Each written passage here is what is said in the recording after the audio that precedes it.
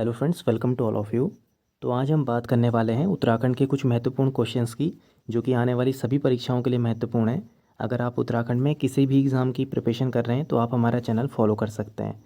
तो चलिए शुरुआत करते हैं इस वीडियो की। और हमारा पहला क्वेश्चन यहाँ पे है, हिंगला देवी मंदिर किस ज़िले में स्थित है? हिंगला देवी मंदिर किस ज़िले में स्थित है? तो जो इसका राइट आंसर है वो है चंपावत। चंपावत ज़िले में स्थित है हिंगला देवी मंदिर। इसके अलावा भी कुछ मंदिर हैं जो कि चंपावत के काफ़ी फेमस है, उनको भी हम देख लेते हैं।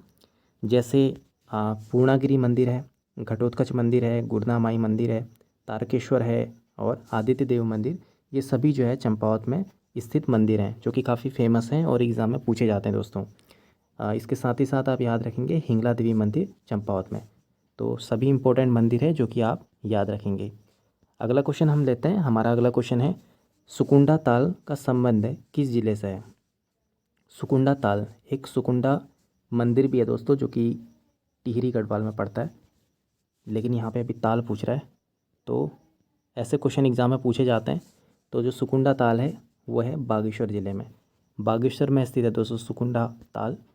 इसके अलावा कुछ और भी यहाँ पे महत्वपूर्ण स्थल हैं, जैसे कि आप देख सकते हैं हच्छिना ताल है, देवी कुंड है जो कि कई बार एग्ज़ाम में पूछा गया है, और हीरामणि ग्लेशियर है, शंभू ग्लेशियर है, नामिक ग्लेशियर है। ये सभी जो हैं ये बागेश्वर में है।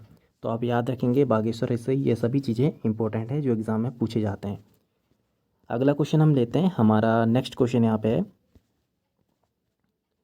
देखिए केदारनाथ की समुद्र तल से ऊंचाई कितनी है?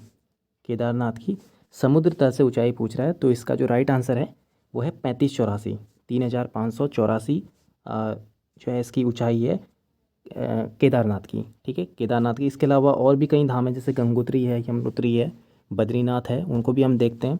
तो इसको आप ध्यान में रखेंगे कि जो ऊंचाई है केदारनाथ की वो 3584 है, बद्रीनाथ की 3133 है, 3133, गंगोत्री की 3048 है और यमुनोत्री की 3235 है। तो ये हमारे इम्पोर्टेंट, हमारे जो है 4 धाम में से सभी ये धाम हैं, काफ़ी फेमस धाम है और यहाँ से क्वेश्चन बनते हैं। तो आप इनको याद रखेंगे, समुद्र तल से ऊंचाई सबकी अलग अलग है, तो एग्ज़ाम में क्वेश्चन बनता है, आप इन सभी को जो है याद रखेंगे। अगला क्वेश्चन हम लेते हैं। यहाँ पे हमारा अगला क्वेश्चन है, Kumaon motor owner union limited की स्थापना कब हुई? यहाँ पे पूछ रहा है Kumaon motor owner union limited की। तो इसका जो राइट आंसर है वो है 1939 में। 1939 में Kumaon motor owner union limited की स्थापना हुई थी। इसके अलावा भी दोस्तों गढ़वाल के बारे में पूछ लेता है कई बार, Garhwal motor owner union limited.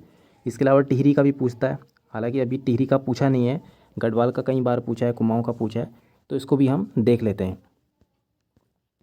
तो हमारा जो कुमाऊं मोटर यूनियन लिमिटेड है इसकी स्थापना 1939 में हुई है, मुख्यालय इसका काठगोदाम में है। Garhwal motor owner union limited की स्थापना 1941 में हुई है, जो कि मुख्यालय इसका कोटद्वार में है। और Tehri motor owner union limited की स्थापना 1947 में हुई है दोस्तों, और इसका जो मुख्यालय है वो टिहरी में ही है। तो आप याद रखेंगे, इंपॉर्टेंट क्वेश्चन है, एग्ज़ाम में पूछा जाता है दोस्तों, एक क्वेश्चन कई बार पूछा गया है। और ये टिहरी वाला इंपॉर्टेंट है, अभी तक तो पूछा नहीं गया है, लेकिन शायद आने वाले एग्ज़ाम में ये पूछा जाए, तो इसको आप ध्यान में रखेंगे। अगला क्वेश्चन हम ले लेते हैं अपना। हमारा नेक्स्ट क्वेश्चन है, किस चंद शासक ने अपने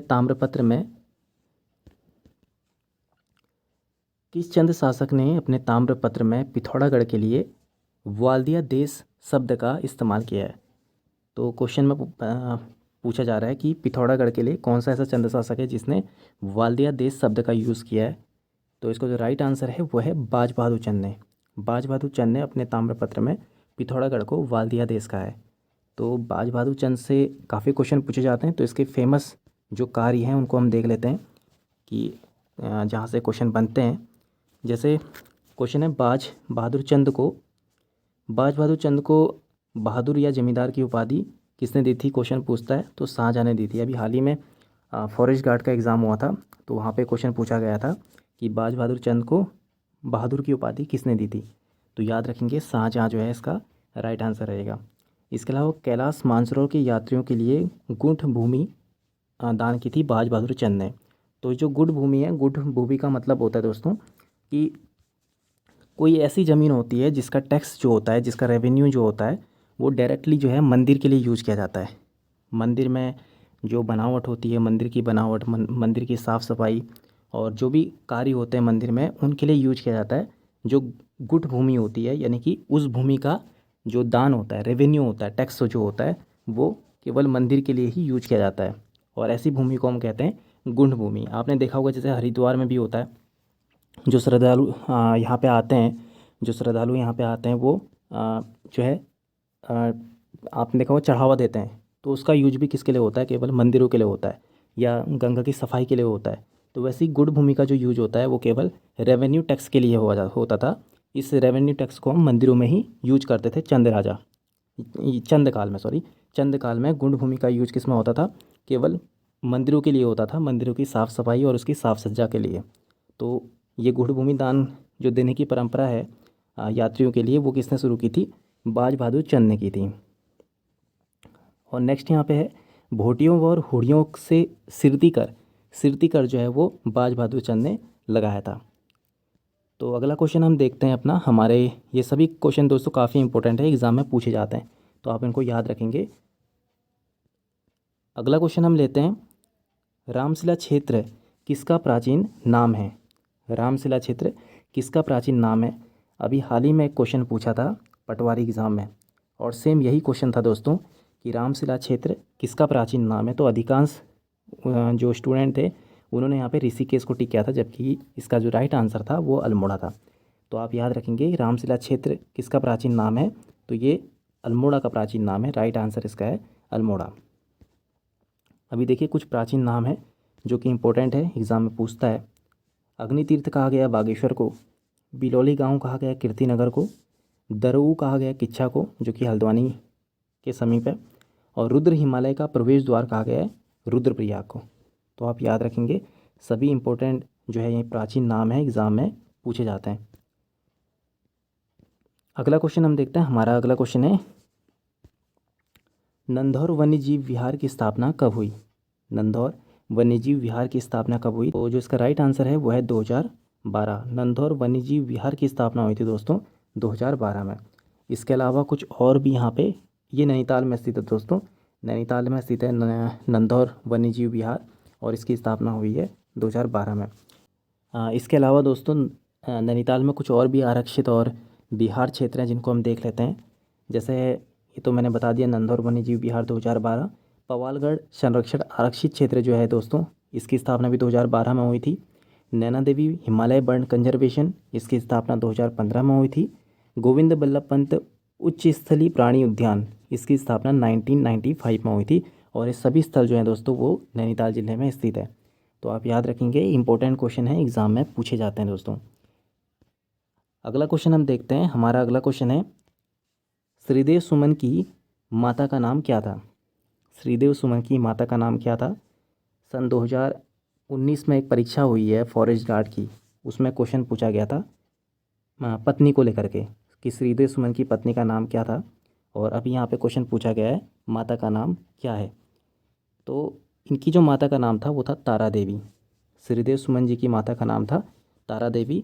आपने पढ़ा होगा श्रीदेव सुमन जी के बारे में कि कैसा इनका एक प्रभाव रहा उत्तराखंड में। तो इनको देख, श्रीदेव सुमन जी का जन्म 25 मई 1916 में हुआ था जोल गांव टिहरी में। इनकी माँ तारा देवी थी, पत्नी विनय लक्ष्मी थी, और अनशन शुरू किया था ने 3 मई 1944 को, और इनकी मृत्यु हो गई थी अनशन के दौरान 84 डेज़ जो है भूख हड़ताल के दौरान 25 जुलाई 1944 को।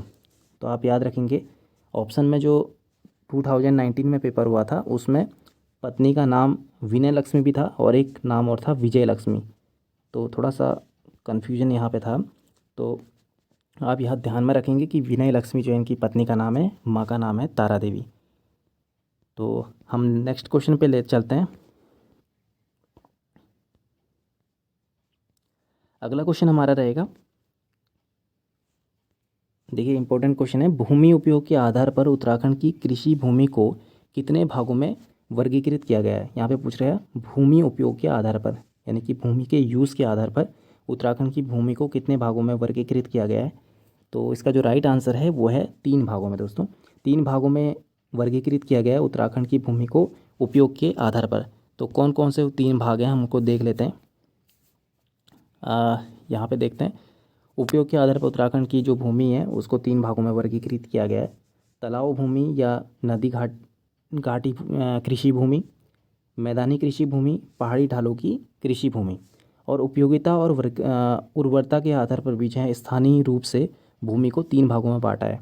यानी कि उपयोगिता के आधार पर भी 3 भागों में बांटा है और स्थानीय रूप से उपयोगिता और उर्वरकता के आधार पर भी 3 भागों में बांटा है। और वो 3 भाग हैं धरिया भूमि, बिचलिया भूमि और बुढ़िया भूमि। अगला क्वेश्चन हमारा है उत्तराखंड चाय विकास बोर्ड का मुख्यालय कहाँ है। तो जो इसका राइट आंसर है वो है चौगानपाटा अल्मोड़ा। चौगानपाटा अल्मोड़ा में स्थित है उत्तराखंड चाय विकास बोर्ड का मुख्यालय। देखिए इसके अलावा भी कुछ इंपॉर्टेंट यहाँ पे तथ्य मैंने दिए हुए हैं। हम देख सकते हैं उत्तराखंड चाय विकास बोर्ड का जो गठन है वो 11 फरवरी 2004 को किया गया है चौगानपाटा अल्मोड़ा में। फॉकनर ने चीन से आए बीजों से चाय का उत्पादन शुरू किया था 1935 में लक्ष्मेश्वर अल्मोड़ा स्थल से। इसके अलावा Indian institute of Ayurveda drug for research ये भी आपका जो है ताड़ीखेत अल्मोड़ा में स्थित है। 1964 में इसकी स्थापना हुई है। तो आप याद रखेंगे सभी चीज़ें जो है ये अल्मोड़ा डिस्ट्रिक्ट से हैं और एग्ज़ाम में क्वेश्चन पूछे जाते हैं तो आप इनको याद रखेंगे। चाय विकास बोर्ड का मुख्यालय जो है चौगानपाटा अल्मोड़ा में है। 11 फरवरी 2004 को स्थापना हुई है। फॉकनर ने जो है चीन से जो आए बीज थे उनका उत्पादन शुरू किया था 1835 में लक्ष्मेश्वर अल्मोड़ा से।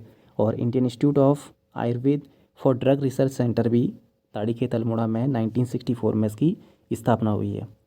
तो दोस्तों ये थे हमारे उत्तराखंड से रिलेटेड कुछ इंपॉर्टेंट क्वेश्चंस। अब हम जीएस यहाँ से शुरू करते हैं थोड़ा सा कि कैसे क्वेश्चन पूछे जाते हैं। तो देखिए यहाँ पे कुछ इंपॉर्टेंट क्वेश्चन मैंने रखे हुए हैं जो एग्ज़ाम में पूछे जाते हैं। तो देखिए पहला क्वेश्चन हमारा यहाँ पे नदियों की लंबाई का सही अवरोही क्रम बताइए। यानी कि सबसे बड़ी नदी कौन सी है और उसके बाद की नदियाँ कौन सी है। तो इसका राइट आंसर जो रहेगा वो है ब्रह्मपुत्र, गंगा, गोदावरी और नर्मदा। सबसे बड़ी नदी जो है दोस्तों वो ब्रह्मपुत्र है जिसकी लंबाई 2900 किलोमीटर के आसपास है। उसके बाद हमारी गंगा आ जाती है। गंगा की 2525 किलोमीटर है। इसके अलावा गोदावरी है 1465 किलोमीटर इसकी लंबाई है। और नर्मदा की है 1312। तो आप याद रखेंगे इसका जो राइट आंसर रहेगा वो है ब्रह्मपुत्र, गंगा, गोदावरी और नर्मदा। तो इसका राइट आंसर ये रहेगा दोस्तों। तो आप इसको याद रखेंगे। इसके बीच में कृष्णा नदी भी आती है तो उसको भी आप याद रख सकते हैं। उसकी लंबाई का अनुपात जो है वो 1401 है। तो 5 नदियों का क्रम आप याद रखेंगे। ब्रह्मपुत्र है 2900 किलोमीटर, गंगा है 2525, गोदावरी है 1465 और कृष्णा है 1401 और नर्मदा है 1312। तो एक क्वेश्चन पूछे जाते हैं ऐसे लंबाई के अनुपात में तो इनको आप याद रखेंगे। अगला क्वेश्चन हम देखते हैं। हमारा अगला क्वेश्चन है कि अगला क्वेश्चन हमारा है कि गंगा को बांग्लादेश में किस नाम से जाना जाता है। अभी हाल ही में क्वेश्चन पूछा गया है कि गंगा को बांग्लादेश में किस नाम से जाना जाता है। तो इसका राइट आंसर जो है वह है पद्मा। ठीक है, पद्मा के नाम से जाना जाता है गंगा को बांग्लादेश में। इसके अलावा गंगा के विभिन्न नाम हैं जो हम देख लेते हैं, एग्ज़ाम में पूछे जाते हैं। तो देखिए गंगा को बांग्लादेश में पद्मा के नाम से जाना जाता है। गंगा और ब्रह्मपुत्र की संयुक्त जो जलधारा है उसको कहते हैं मेघना। और ब्रह्मपुत्र को तिब्बत में कहते हैं सांगपो और ब्रह्मपुत्र को बांग्लादेश में कहते हैं जमुना। तो आप याद रखेंगे, काफ़ी कन्फ्यूजिंग नाम रहते हैं ये, तो इनको आप ध्यान में रखेंगे कि गंगा को जो है बांग्लादेश में हम पद्मा कहेंगे और ये सभी चीज़ें रिलेटेड करके आप पढ़ लेंगे। ठीक है, तो इसका पीडीएफ भी दोस्तों मैंने डिस्क्रिप्शन में डाला है तो वहाँ से आप इसको डाउनलोड कर लेंगे। इसके अलावा अगला क्वेश्चन हमारा है भारत में चंदन की लकड़ी के लिए प्रसिद्ध राज्य कौन सा है। ऐसा कौन सा राज्य है जहाँ चंदन की लकड़ियाँ फेमस है पूरे इंडिया में। तो वो राज्य है कर्नाटक। ठीक है, कर्नाटक में चंदन की लकड़ी काफ़ी फेमस है तो यहाँ से दोस्तों काफ़ी एक्सपोर्ट भी होता है। तो आप इस चीज़ को याद रखेंगे। देखिए एक इम्पोर्टेंट क्वेश्चन और है, ढिकरोंग परियोजना किस राज्य में है। ठीक है, ढिकरोंग परियोजना जल विद्युत परियोजना किस राज्य में है। तो जो इसका राइट आंसर है वो है अरुणाचल प्रदेश। अरुणाचल प्रदेश की जो है दोस्तों ये परियोजना है जो कि काफ़ी फेमस है। अभी ये निर्माणाधीन थी कुछ ही टाइम पहले, अब शायद ये कंप्लीट हो गई है। तो आप इसको याद रखेंगे ढिंक रोग परियोजना का संबंध जो है वो अरुणाचल प्रदेश से है। भारतीय राज्य जो कर्क रेखा में स्थित, देखिए यहाँ पे नहीं होना चाहिए कि कौन सा राज्य ऐसा है जो कर्क रेखा में स्थित नहीं है। आपको पता होगा कि कर्क रेखा में कुल 8 राज्य हैं, तो आपको बताया है इनमें से कौन सा ऐसा राज्य है जो कर्क रेखा में स्थित नहीं है। तो कर्क रेखा में दोस्तों 8 राज्य हैं। गुजरात है, राजस्थान है, मध्य प्रदेश है, छत्तीसगढ़ है, झारखंड भी है, पश्चिम बंगाल है, त्रिपुरा भी है, मिजोरम भी है। तो इसका राइट आंसर जो है दोस्तों वो रहेगा मणिपुर। ठीक है, मणिपुर एक ऐसा राज्य है जो कर्क रेखा में स्थित नहीं है, तो आप याद रखेंगे मणिपुर राज्य। तो ऐसे क्वेश्चन एग्जाम में पूछे जाते हैं। अगला क्वेश्चन हम लेते हैं। हमारा अगला क्वेश्चन है, भारत के मुख्य भूमि की तटीय सीमा की लंबाई कितनी है? भारत के मुख्य भूमि की तटीय सीमा की लंबाई कितनी है? तो जो इसका राइट आंसर है वो है 6100 की। तटीय सीमा का मतलब है जहाँ हम देख रहे हैं कि गुजरात से लेकर के पूरा कठियावाड़ क्षेत्र से लेकर के उत्कल प्लेन तक का जो क्षेत्र है, तटीय क्षेत्र है जो समुद्र से टच हो रहा है, तो उसे कहा गया तटीय क्षेत्र। तो इसकी लंबाई जो है वो 6100 किलोमीटर है। इसके अलावा भी ऐसे क्वेश्चन पूछे जाते हैं जिनको हम देख लेते हैं। तो भारत के मुख्य तटीय सीमा की लंबाई 6100 किलोमीटर है। द्वीपों समेत भारत की कुल तटीय सीमा की लंबाई, द्वीपों समेत मीन्स कि अंडमान निकोबार और लक्षद्वीप को मिला करके, क्योंकि ये भी तट के हैं, समुद्र से जुड़े हुए, समुद्र से लगे हुए क्षेत्र हैं, तो इनको लेकर के और साथ ही साथ हमारे जो गुजरात से लगा एरिया है और आपका पश्चिम बंगाल तक जो एरिया जा रहा है, वहाँ तक का एरिया जो है ये ले रहा है। तो 7516.6 किलोमीटर जो है इसका क्षेत्रफल है। और भारत की स्थलीय सीमा की लंबाई, स्थलीय सीमा मीन्स कि जो समुद्र से टच नहीं हो रही है, तो उस सीमा की लंबाई जो है वो 15,200 किलोमीटर है। तो आप याद रखेंगे, काफ़ी इंपॉर्टेंट क्वेश्चन है जो एग्ज़ाम में बार बार पूछे जाते हैं। तो चलिए अगला क्वेश्चन हम लेते हैं। देखिए क्वेश्चन पूछ रहा है, राष्ट्रीय बंजर भूमि विकास मंडल की स्थापना कब हुई? राष्ट्रीय बंजर भूमि विकास मंडल की स्थापना कब हुई? तो इसका राइट आंसर है 1985 में। इससे रिलेटेड कुछ इंपॉर्टेंट क्वेश्चन हैं जो एग्ज़ाम में पूछे जाते हैं। तो देखिए, राष्ट्रीय बंजर भूमि विकास मंडल की स्थापना हुई है 1985 में। भारत में सूखा क्षेत्र कार्यक्रम चलाया गया 1973 में। राष्ट्रीय बाढ़ आयोग की स्थापना, जो कि भी वीडियो में पूछा गया था, 2021-22 के आसपास एक परीक्षा हुई थी, तो उसमें पूछा था राष्ट्रीय बाढ़ आयोग की स्थापना। तो याद रखेंगे 1976 में हुई थी राष्ट्रीय बाढ़ आयोग की स्थापना। और राष्ट्रीय बाढ़ नियंत्रण कार्यक्रम प्रारंभ किया गया था 1954 में। तो आप याद रखेंगे, इंपॉर्टेंट क्वेश्चन है ये। सभी क्वेश्चन जो है दोस्तों एग्ज़ाम में पूछे जाते हैं कहीं ना कहीं, तो आप याद रख सकते हैं, सभी जो हैं ये इंपॉर्टेंट क्वेश्चन है। देखिए, केंद्रीय मृदा संरक्षण बोर्ड की स्थापना कब हुई? तो केंद्रीय मृदा संरक्षण बोर्ड की स्थापना हुई है 1953 में। अगला क्वेश्चन है, रानीगंज नामक कोयला उत्पादक क्षेत्र कहाँ है? रानीगंज ये एक पश्चिम बंगाल का क्षेत्र है जो कि कोयले के लिए काफ़ी फेमस है। तो रानीगंज नामक जो कोयला उत्पादक क्षेत्र है वो है पश्चिम बंगाल में। इसके अलावा भी कुछ अन्य जो स्थल हैं जो कि कोयले के लिए काफ़ी फेमस हैं, जैसे हम देखते हैं पश्चिम बंगाल का रानीगंज है, मध्य प्रदेश का सिंगरौली क्षेत्र है, झारखंड का झरिया है और राजस्थान का पलाना क्षेत्र है जो कि कोयले के लिए काफ़ी फेमस है दोस्तों। तो आप याद रखेंगे, कोयले के लिए फेमस जो क्षेत्र हैं वही ये सभी क्षेत्र हैं। तो अगला क्वेश्चन है कि घटिया कोयले का प्रमुख प्रकार है। ऐसा कौन सा कोयला है जिसको हम घटिया कोयला भी कहते हैं? तो इसका जो राइट आंसर रहेगा वो है पीट कोयला। पीट कोयला को जो है घटिया कोयले के नाम से जाना जाता है। तो आप याद रखेंगे। और उत्तम कोयला जो है वो एंथ्रेसाइट को कहा जाता है, उत्तम कोयला। ठीक है, उत्तम कोयला कहा जाता है एंथ्रेसाइट को। तो इससे रिलेटेड भी कुछ फैक्ट हैं, तो हम देख लेते हैं उनको। जैसे एंथ्रेसाइट है, जैसे मैंने बताया कि इसको जो है सबसे अच्छा कोयला माना जाता है एंथ्रेसाइट को। और जो ये पीट कोयला है ये इसे घटिया कोयला कहा जाता है। तो याद रखेंगे, एंथ्रेसाइट, बिटुमिनस, लिग्नाइट, पीट कोयला, सबसे अच्छा कोयला जो है ये एंथ्रेसाइट है। फिर क्रम से इसमें हम देखते हैं, इसमें बिटुमिनस है, इसके बाद लिग्नाइट है और पीट कोयले को हम सबसे घटिया कोयला कहते हैं। तो याद रखेंगे, ये पीट कोयला इसका राइट आंसर है, घटिया कोयला का। तो ये थे दोस्तों आज के कुछ इंपॉर्टेंट क्वेश्चन। उम्मीद है कि आपको वीडियो पसंद आई होगी। अगर आपको वीडियो पसंद आई हो तो आप चैनल को सब्सक्राइब करके बेल आइकन को ज़रूर प्रेस करें ताकि रोज़ाना आने वाली वीडियो की नोटिफिकेशन आप तक पहुँचे सबसे पहले। Thank you.